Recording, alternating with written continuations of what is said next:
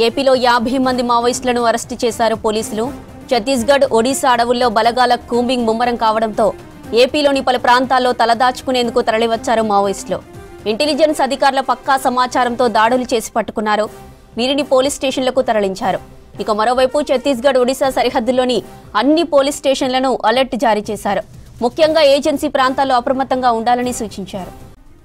ఇక మరోవైపు అల్లూరు జిల్లా రంపచోడవరం ప్రభుత్వ ఆసుపత్రిలో మావోయిస్టుల మృతదేహాలకు పోస్టుమార్టం జరగనుంది. కాకినాడ, విశాఖ నుంచి వచ్చే ఫోరెన్సిక్ టీమ్స్ పోస్టుమార్టం చేయనున్నారు. దీంతో రంపచోడవరం ఆసుపత్రి దగ్గర భద్రతను కట్టుదిట్టం చేశారు. ఛత్తీస్గఢ్ నుంచి ఏపీకి రానున్నారు మావోయిస్టుల కుటుంబ సభ్యులు.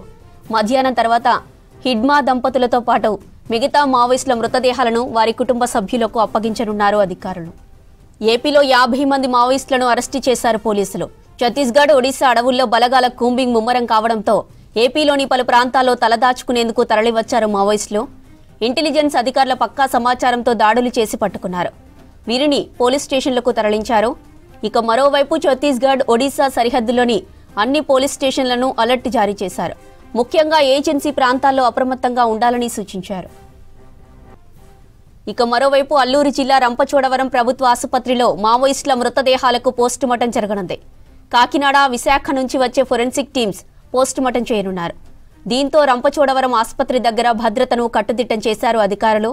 ఛత్తీస్గఢ్ నుంచి ఏపీకి రానున్నారు మావోయిస్టుల కుటుంబ సభ్యులు. మధ్యాహ్నం తర్వాత హిడ్మా దంపతులతో పాటు మిగతా మావోయిస్టుల మృతదేహాలను వారి కుటుంబ సభ్యులకు అప్పగించనున్నారు.